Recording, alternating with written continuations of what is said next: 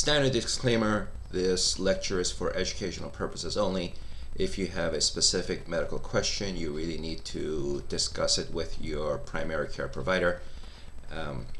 The information here is based on averages and accepted, proven scientific research. If you have any other questions, feel free to talk about it ask about it in the discussion forums over on Brightspace, and of course you can email me at any time.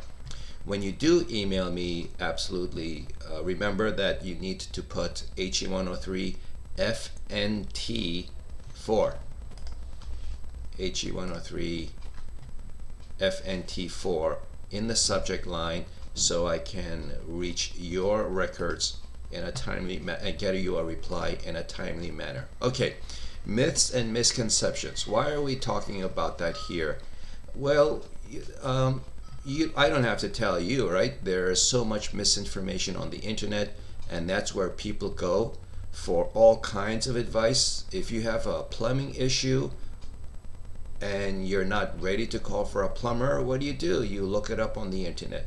When you have a medical question, you look it up on the internet. After all, looking things up on the internet is free. It's actually not free, but that's a topic for another time. It feels like it's free, and it's certainly not money out of your pocket compared to when you ask a real expert, because then they're going to charge you for their time. After all, their knowledge is valuable. They took a long time accumulating that knowledge and practicing it. Their answer may be very complicated, and you just don't have time for that, or you don't have the education and training behind to understand these words that are coming out of their mouths.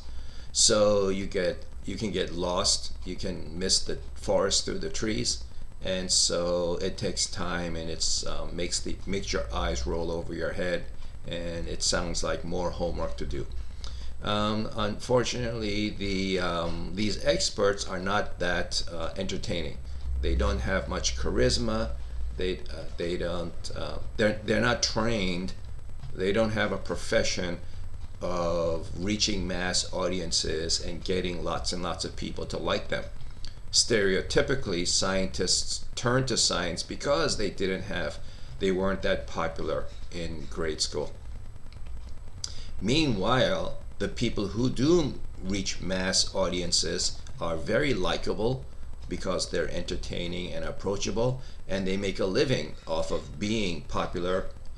What we used to call celebrities is now called social media influencers. Their job, they make a living, they pay the bills by getting people to click like and subscribe and follow them. So they need to keep that up. So whatever they post up there, they are business people after all. It's a living, and so they choose topics and titles, and then they present them in a way that is more likely to, it has a highest chance of going viral, to make them more popular, so they can get more likes and subs, so they can get more ad revenue, and then they start selling products in order to make more money.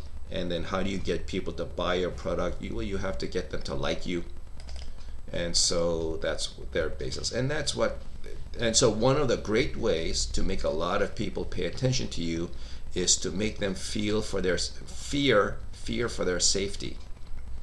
So whether it's true or not, you make people feel like they are afraid that something bad is about to happen, and the more imminent, the more immediate the threat, the more they will click on you. So whether it's true or not, when you present something in a way that says you must listen to this, time is of the essence, and you get people to say, oh my God, we have to do something, and then yes, you can do something, you can fix it, here, buy my product, click like and sub. They're trying to cancel me, they're trying to censor me, so share this article far and wide so those people can't stop me, that kind of thing. So between these two, who do you think are going to go viral? Who has the better chance of reaching the larger audience? And it's people like this. There's another kind of influencer here, and they don't pander to people's fears. Instead, they use the honey method. Instead of the vinegar method, they use the honey method. I'm referring to an old phrase: you catch more flies with honey than vinegar. So you know that there's a bunch of people who want to know about a topic, whether it's medical or health or nutrition. And a bunch of people out there are curious. They don't want to pay for a doctor. They don't want to pay and set up an appointment to talk to a doctor or a PhD, registered or licensed nutritionist or dietitian. They don't want to pay money, and they don't want to spend a lot of time. They just want to get answers quickly. Where are they going to turn to? But as a result, instead of this information being vetted and checked and rechecked and checked again, influencers just say things that'll pander to the hot topic of the day and then move on after the audience has lost interest. So that's why we're here. Even science, and I'm not saying that scientists are all nerdy angels. They're human too, which means they make mistakes. They have conflicts of interest, just like everybody else. They're trying to make a living, just like everybody else. And sometimes they'll make research publications and announcements that are a little clickbaity. And now, with the topic of nutrition specifically, it's really, really hard, very difficult, almost prohibitively expensive to make true experimental research. Instead, most nutritional research that's published is observational. What's the difference? Basic science lecture. You had to know the basic science lecture for exam 1. You had to know it for exam 2. And the basic science lecture will again be tested on the final exam. And there I explain the difference between observational and experimental studies. For those of you who did your homework, who studied like you're supposed to, I'm not going to waste your time. The rest of you, if you don't know what I'm talking about, please go back and review. You need to understand that lecture in order to do well in this class. But I told you that from the beginning. Okay, so anyway, they publish a research article that's a little clickbaity, and then that piques the interest of news organizations and social media because they are always looking for something that will grab clicks and views, so they jump all over it. And then they post their own titles. They compose their own titles. They don't just copy and paste what the research article said.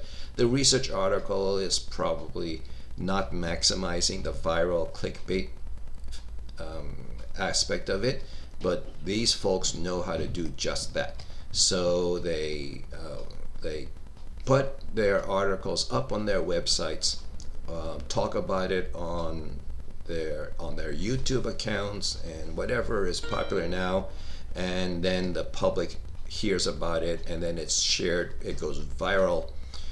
Sometimes these titles have nothing to do with the original research. Sometimes these titles are like the total opposite of the original research.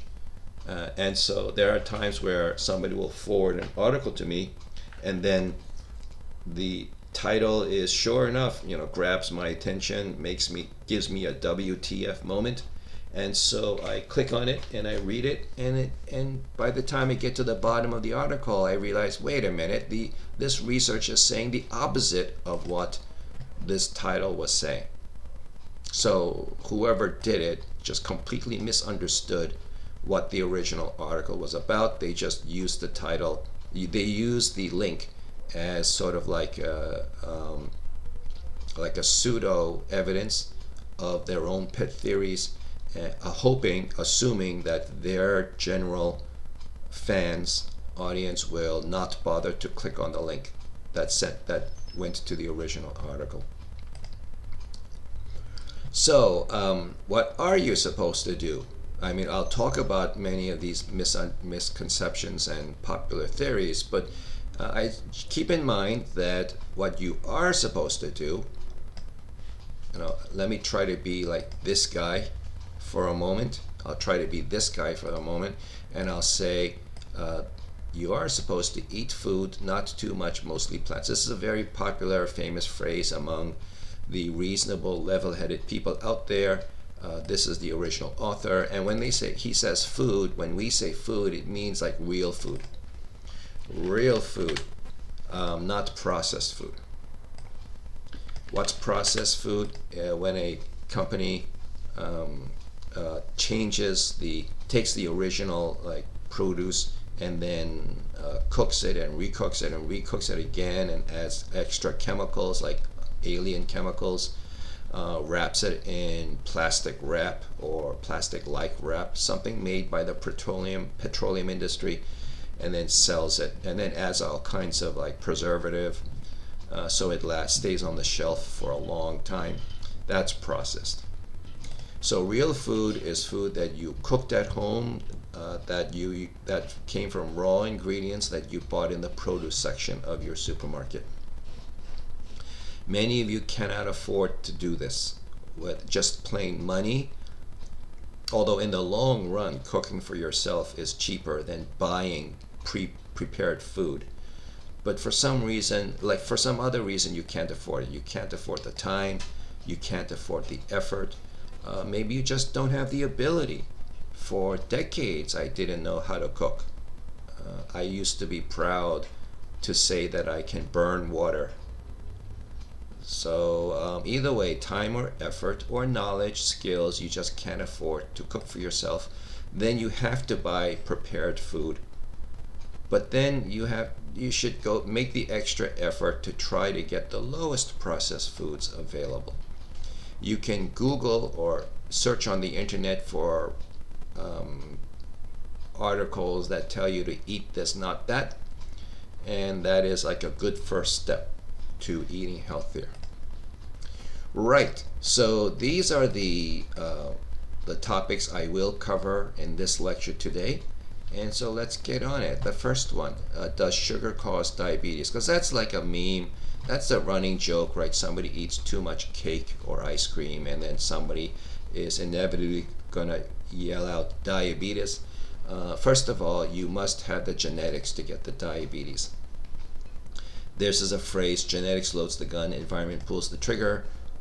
And I don't know who originally said it. We just keep saying it over and over again in health classes. So you must have the genes first, and then if you eat too many carbs, then the diabetes gets a chance to express themselves. But there are people who were never born diabetic. How would you know? Well, a big clue is, does anybody in your biological family tree have diabetes? Because then there's a chance you have the genes for it. But if nobody in your family ever had it, then probably not. The official way to know if you are diabetic or not is to take a blood test. It's a fasting blood sugar test. So what happens is you're supposed to show up not having eaten anything for the last 10 hours, and then they take blood from you as a baseline, and then they give you a specific exact amount of carbohydrate. It's not, here, have a sandwich. No, it's like, drink this, and it has the exact amount of carbohydrate for measuring purposes. And then an hour later, or sometimes 2 hours later, they take blood again, and then they compare the blood sugar amounts. If you hear banging in the background, there's construction going on like half a block away. It was much louder earlier, and it's just, I'm recording the lecture now because now hopefully you can hear me loud enough over the banging. Sorry about that, but it can't wait till tomorrow. I have other things I have to do later this afternoon, so I have to record it now. So anyway, you have to, for many diseases, you must have the genetics before you do things in your life, your behavioral choices, and also where you live, who you hang out with, that give your genetics a chance to express itself, and then the disease becomes noticeable. Now, for those of you who have no family history of diabetes, no risk of diabetes, you still should watch the carbohydrate intake because you don't want to be obese, because obesity, even for non-diabetics, leads to heart disease anyway, and it leads to cardiovascular disease, and the vascular part is a risk to getting strokes. So take care of yourself even if you're not a diabetic. Next one, all semester I've been suggesting that carbohydrates are bad. But I don't want you to walk away after the end of this semester thinking all carbohydrates are bad. My complaint is that we eat too much of the macronutrients. We eat too much carbohydrates, we eat too much fats, and some of us eat too much proteins. There's actually too much of an emphasis on protein in the health circles, among the health conscious people. We eat too much of everything. Actually, carbohydrates, just like anything else, we do need carbohydrates. It's a great source for short-term energy, but complex carbs, we never need simple processed sugars. We think we need it, we crave it, but we can live very well never having taken sugar. Although here in Queens, New York in 2024, I can imagine you're thinking that you can't imagine life without sugar. So I don't want you to completely turn your diet patterns upside down, right? Because you will then get frustrated and you will quit. So make only small changes at a time, which is something I also say every lecture. Make small changes that are sustainable over time. So if you are eating a lot of sugar, you're used to eating a lot of sugar, then eat a little bit less today, and then tomorrow eat a little bit less, until finally after 365 days, a year, you're used to eating a lot less sugar. That's the way to do it. If you cut out too much carbohydrate from what we're used to, our body will actually, our minds will look for other ways to feel satisfied and full. So we may unconsciously, like without realizing it, compensate with eating bad fats. So you say, if you say I'm not allowed to eat bread, rice, what am I going to do? I know, I'm here at the store, I'm going to buy a pound of bacon. I'm going to buy like 10 packs of bacon, and I'm going to eat nothing but bacon all day. So to help me get my mind off of the fact that I'd rather be eating bread. Okay, that's bad. It's saturated carbs, saturated fats are bad because we eat too much. So don't do that. So instead, slowly reduce your sugar intake a little at a time. Slowly reduce your carbohydrate intake a little at a time, and target the simple sugars first. Once you've reduced your simple sugar intake for as low as is realistic, and then you can start working your way up the carbohydrate chain. Work your way up to longer and longer carbohydrates. Most of us will benefit from complex carbs in moderate amounts. We eat too many of everything right now, but if you can, after you've cut out all simple sugars in your life, if you can, then your next target is to reduce the processed carbs. By then, and now we're talking like 5 years in the future, you can now you become such an expert on nutrition from your 5 years of research and trial and error that you know which complex carbs to focus on, and which whole grains are best for you, and then you can stick to that. Your carbohydrate intake should really be between complex carbohydrates like you get in fresh produce and whole grains. So change a little for now, like for the remainder of this semester, change only a little bit at a time. If you don't, you will get frustrated, your mind will rebel, you will revert back to your old ways. Next time you're at a restaurant, pay attention to all the extra carbs they are sneaking into you. Maybe I shouldn't say they are sneaking into you, that you are sneaking into you without realizing it. How about before the waiter comes to get your order, did they bring you a basket of bread, a bowl of chips, like completely on the house? It's not free, it's part of it's been averaged into all of the rest of your meal, along with like the cost of electricity and the property tax, etc. It's all figured into your meal, the bill at the end. So yes, you are paying for that bread, and so you may think, yeah, well, I pay for it, I might as well eat it. Just be aware that that's carbs, right? And then for those of you who order an appetizer, that's not too healthy, not pure salad. And then during the main meal, what were the side dishes? It was probably a carbohydrate side dish. And then who's going to resist dessert? Well, I resist dessert now, but that's after like 10 years of slow change in my behavior.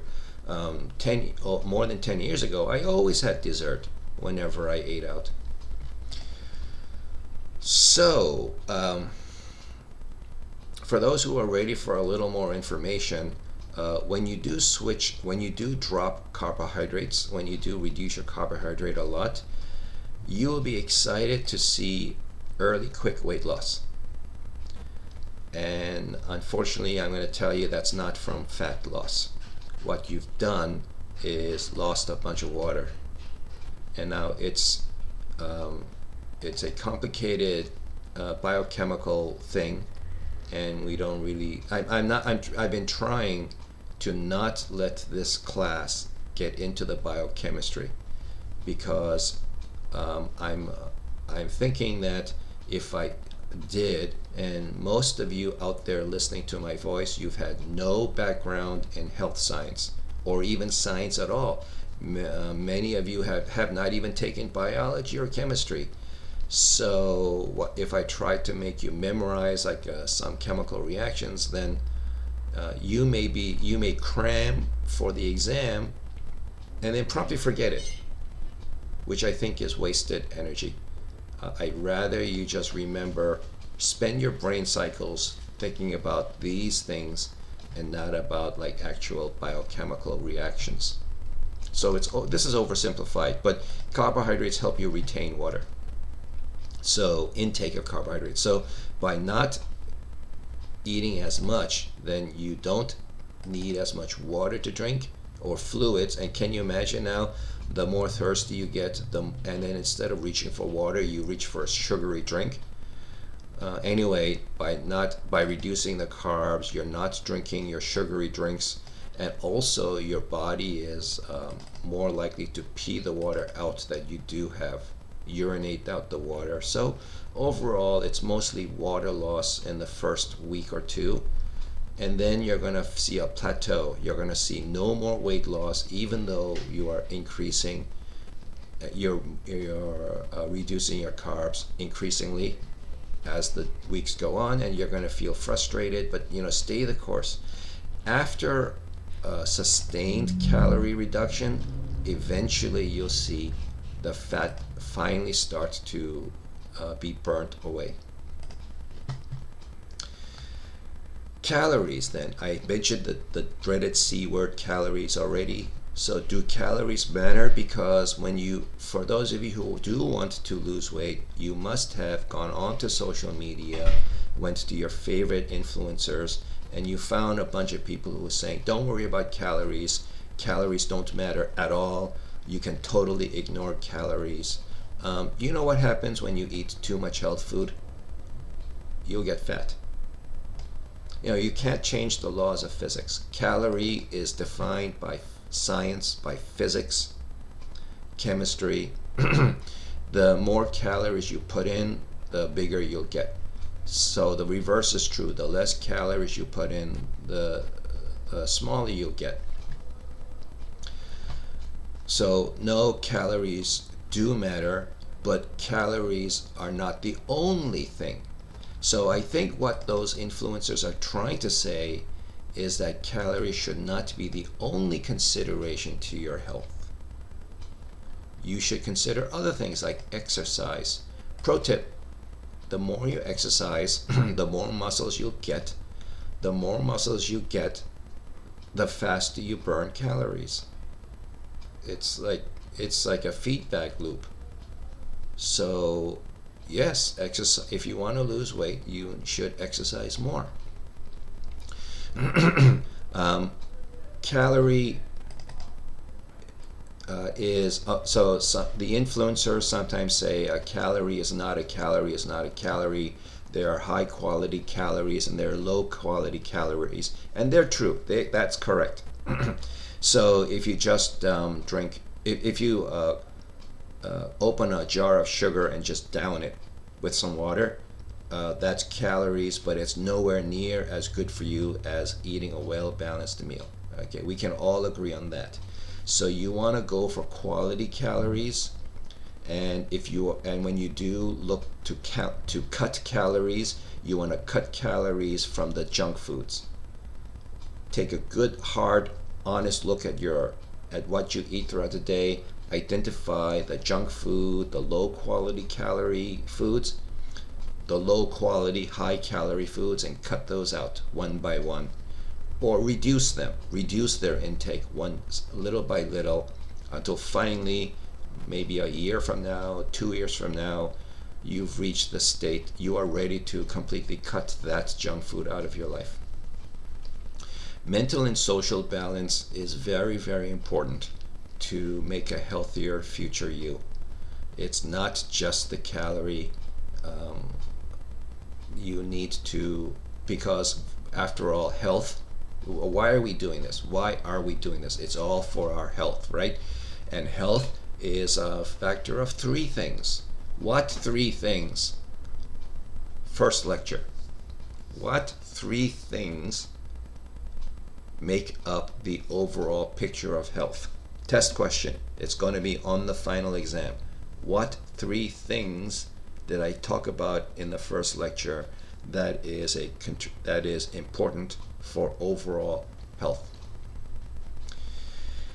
So if you really want to know how many calories you, the individual, are recommended to get, Google internet for resting metabolic rate, and you'll find some calculators there. You enter your age, your height, your physical activity, and then it'll tell you. And now you have a number to work on. Don't get obsessed over the lowest denominal digit, the lowest significant digit, which is a fancy way of saying the rightmost number. Focus on how many thousands, maybe hundreds, how many hundreds, plus or minus a few dozen, don't matter. But how many hundreds of calories you get is a good estimate. Take it as a guidance, not a law, and then work from there. For those who really want to try a very low calorie restriction diet, it's dangerous. It has been proven to work under certain occasions, but it also has been shown to cause real harm if it's not done correctly. It really should only be done under medical supervision. And the doctor will only agree to help you do this only if there's like a real medical need. Brown sugar, is it healthier than white sugar? So I did that when I started my health journey over a decade ago. I was thinking, I want to be healthy. Oh, brown sugar, let me buy brown sugar instead. Lo and behold, what I bought was white sugar with food coloring. That's all I did.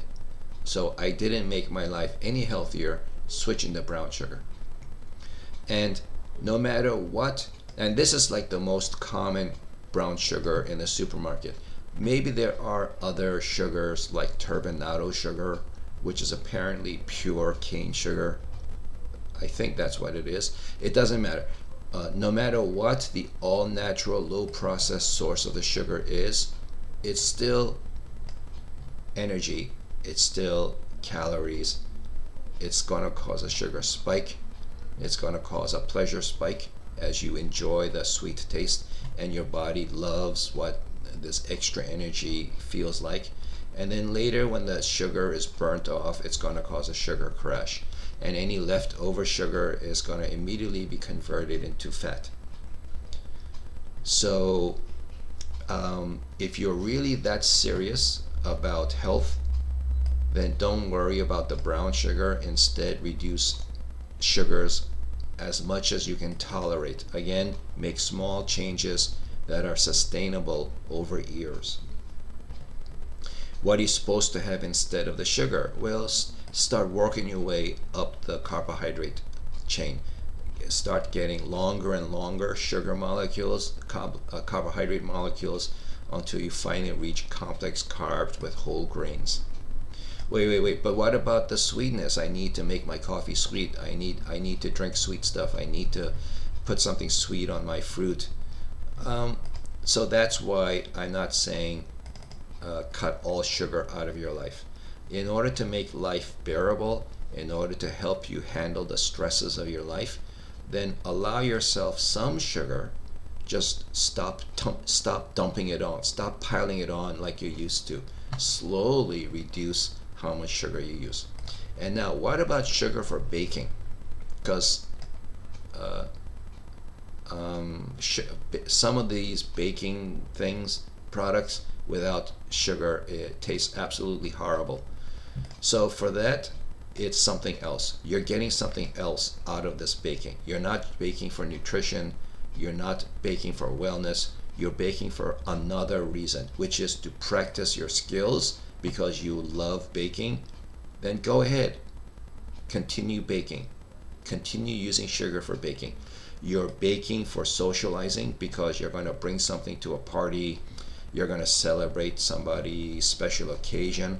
Go ahead. Use sugar for the recipe as needed, because even if you can tolerate lower sugar, your guests will not. Your guests will call you a horrible cook because they tasted your low sugar cake. Don't do that to them. You're going to lose friends. Your family will not like coming to your parties anymore. So go ahead, follow the recipe, use the sugar amount called for in the recipe, but understand that you are not doing this for health reasons. You are doing this for special occasions or just for the love of the craft. So that don't fool yourself, right? So what that means is do this for eat your cake for special occasions, but then when the special occasion is over, go back on your journey. You're allowed to take detours and side quests on your health journey as long as you resume the main path you set out on. One more comment about sugar. The most common source of sugar here in the US is from corn, and they are all variants off of high fructose corn syrup. In fact, they are called other things now. So as the word high fructose corn syrup starts to become more and more villainized, as more health conscious consumers start looking to avoid this, the manufacturers of corn-based sugar is just changing the name. That's all they're doing. They're changing the name, but it's the same chemical from the same source. And so what are you supposed to do as a buying public? Look it up. Whenever you see something on the nutrition label that is unfamiliar, search for it right there in the supermarket aisle. Pull out your phone and search for it. What is it? And if you see that, and then there, somewhere in the search results, it'll be outed that actually this is just another name for high fructose corn syrup. When you're ready to start your health journey, you're a beginner and you're ready to start, go look at your favorite drink and calculate how much sugar there is in that container. It was already a homework assignment, so hopefully you already did it. But that was just one drink that I asked you to look at. So from now on, whenever you're about to drink anything, look at the nutrition label in the back and calculate how much sugar is in that bottle. If you drink a lot of regular soda per day, you could theoretically reach your entire recommended carbohydrate intake just from those sodas. And then what you do is go eat breakfast, lunch, and dinner, which is also high in carbohydrate, and there you are. So that's with sugar. All right, next one, cholesterol. You'll see lots of packaging saying, buy this, it's low cholesterol. So science has finally figured out that dietary cholesterol is actually not significant to blood cholesterol. Blood cholesterol is what they detect in your blood test when you go visit the doctor. There's actually very little effect, because what happens when your body, when you eat dietary cholesterol, it does not absorb directly through the lining of your stomach and intestines. It's just too big. Instead, your body has to digest it. It has to break it down. And then later, your body will use this energy. It will use these chemicals to make very important things like hormones, enzymes. Cholesterol has a lot of good uses in the body. But then, after all these raw materials are used up, any that are left over is reconstituted back into blood cholesterol. So there is some effect, but not a big effect. That said, saturated and trans fats do raise blood cholesterol when you eat it. So what happens is the lining of your stomach and intestine is fat-based. So fat absorbs right through it. And so that's why if you eat a high trans fat meal and then we take a blood test from you an hour later, it's going to be high in cholesterol.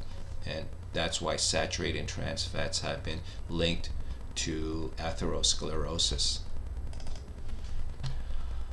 So dietary cholesterol is not as bad as it used to be thought. So go ahead, eat a couple eggs per day. Not 10, but a couple, as long as you're not allergic or have any other medical reason not to eat eggs.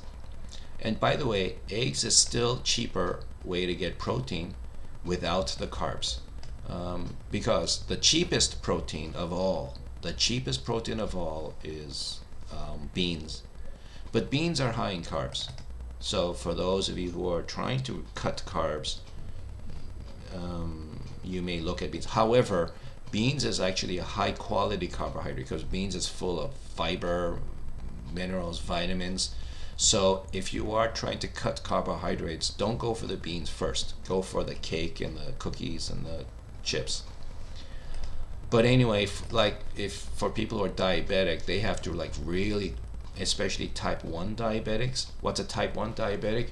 Remember the nutrition lecture, which was lecture 4, review lecture 4 for type 1 diabetics. They have to be careful of any source of carbohydrates. So then they're worried about beans. So instead they go, but they still need protein, right? So they can go for protein in the eggs, other animal meats. Seafood. Seafood has this reputation of being high cholesterol, but it's really not. The real reason why the seafood we eat in the United States is high in cholesterol is because the way it's cooked and prepared. We drown it in butter. We dip it in fat and sauces that are concentrated fat and sugar. And then the way that the seafood is cooked is in these oils that soak into the meat and then add high fat again. So actually, wild caught seafood is good for you, but then you shouldn't eat too much seafood because of the mercury. What mercury? Review lecture 8. This is lecture 8 for the mercury in seafood. So don't eat too much seafood, but you should eat some as long as you're not allergic, because you need the omega-3, which is a unsaturated fatty acid. It's good for you. Should you skip meals to lose weight? There is something called intermittent fasting, and that's a totally other thing. Although to a newbie it sounds like skipping a meal, it's something different. It's not having anything for a 10 to 14 hour period. It takes a lot of willpower. I have not been able to do it. I've tried to do it a couple times. I just don't have the willpower, and my work schedule makes it difficult.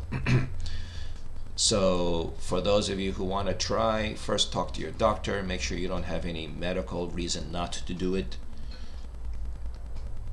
Speaking of talking to your doctor, over on the internet, many commenters say their doctor knows nothing about nutrition. That's not why you talk to a doctor. Your doctor didn't get much nutritional training in medical school. That's not why your doctor is there. Your doctor is to know your medical situation and to tell you if a new diet idea is a good idea or a bad idea. For specific nutritional advice, your doctor is then supposed to refer you to a nutritionist, a licensed nutritionist, or if you have a real nutritional deficiency, then a dietitian. So talk to your doctor if you want to talk about intermittent fasting first, and then get referred to a nutritionist, a licensed certified nutritionist, not just somebody who claims to be one on the internet. Anyway, skipping meals is something different. You already had dinner, you already had a midnight snack, you may even had like an early morning snack, and now you're awake and you feel guilty and you got to run to work, and now you want to skip breakfast. Just be aware that it denies you important energy, especially if you need to do something important in the morning before lunch.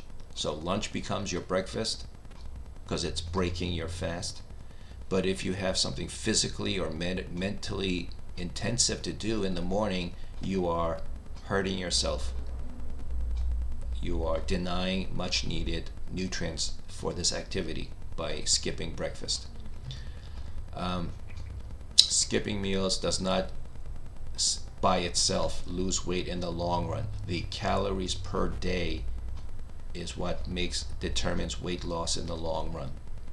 And people who skip meals like without supervision, just because they heard about it on the internet, they tend to overeat in their first meal, and they tend to snack frequently. So all of that calorie lost in the fasting is completely undone by their overeating at their next meal.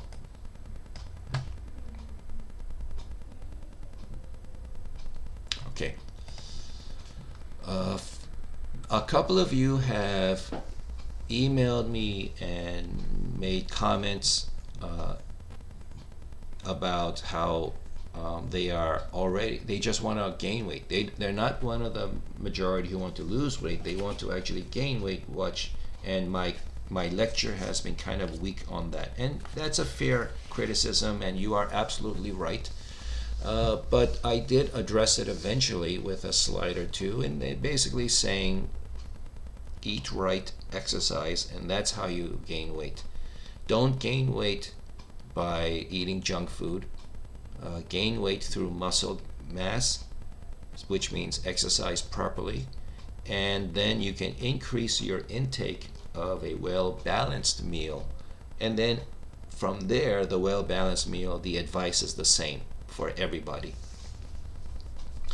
So no, you can't just eat anything you want. Don't eat junk food, because you will become a tofu, which is you're thin on the outside, fat on the inside. The fat is not visible. The fat is not visible to an outside observer, but it is covering your insides. It's wrapped around your organs, and you're supposed to have some fat around your organs as a shock absorber and insulator, but not too much. It starts to constrict your organs, and you're full of fat in your arteries, and that's atherosclerosis. That's just bad. That is heart disease.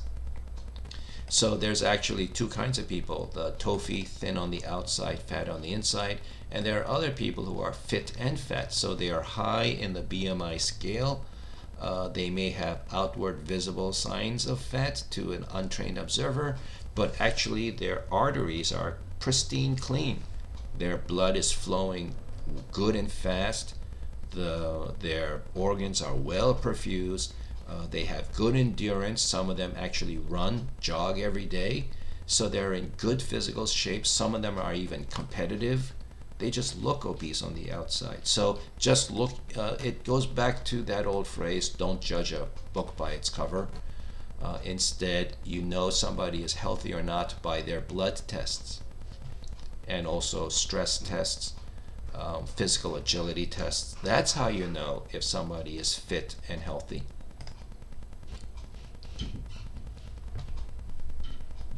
Pregnant women. Oh yeah, pregnant women. So I'm eating for two, I can eat whatever I want. Well, there's a difference between cravings this time because their body knows they need more sodium, or their body knows they need more protein, etc.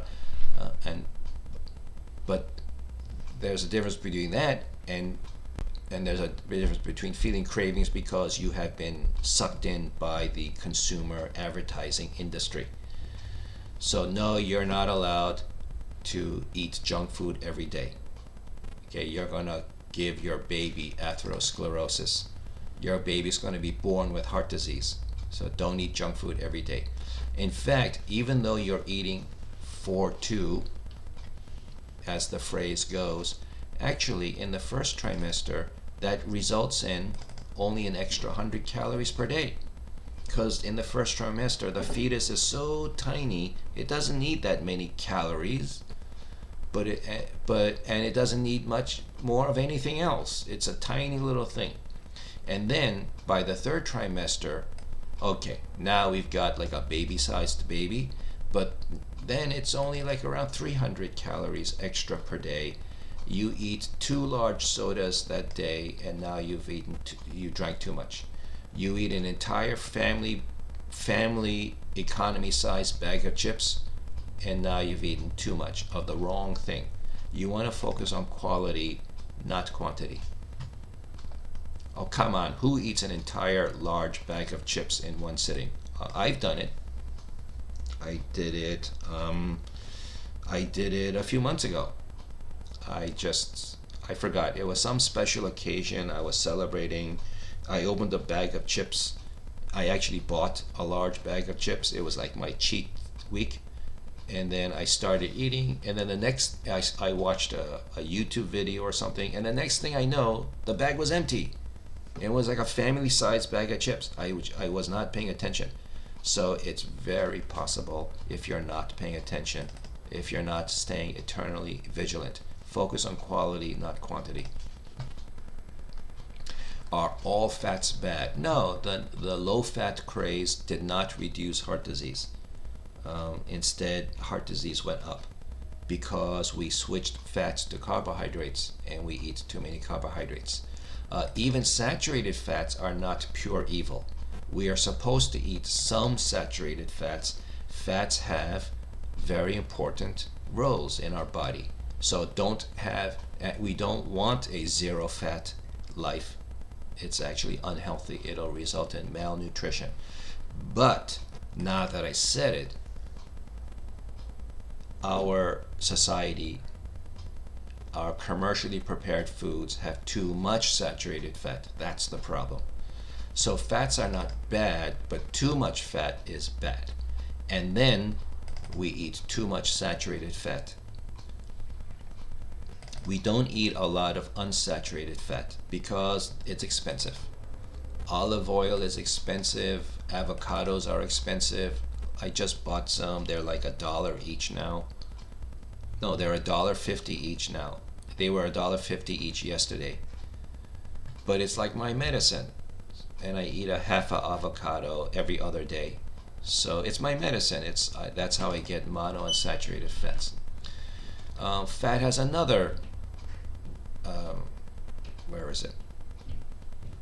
Fat has another use. It leaves you satisfied, fuller. If you allow some fats into your meal, you feel fuller and you feel satisfied longer, which means it helps you fight the temptation to snack later.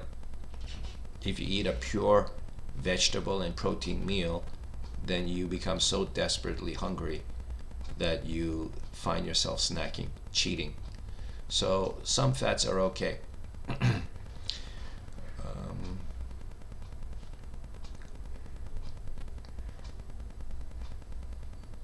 Trans fats are right out. Saturated fats, some are okay. No trans fats are okay. You want 0 trans fats. They are directly linked to atherosclerosis. A clue that your food has, oh, here it is, trans fats.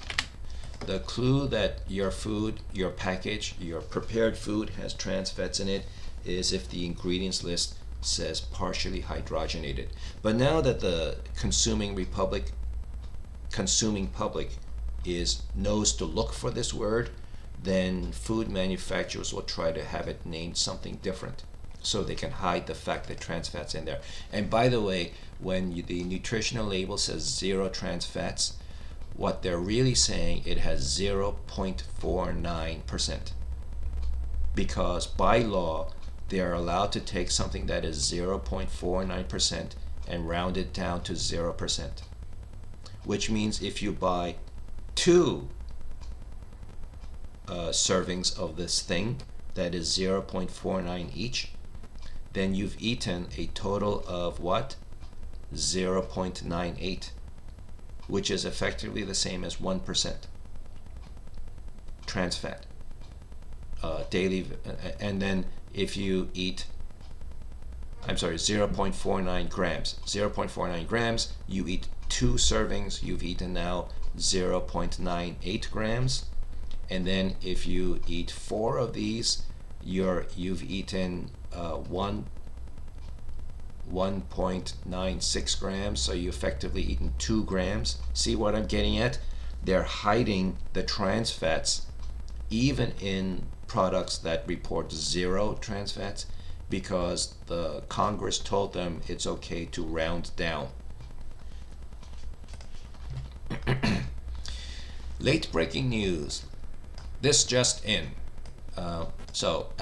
We just had a presidential election, and a certain individual was placed in charge of all health care in the United States, at least at the federal level.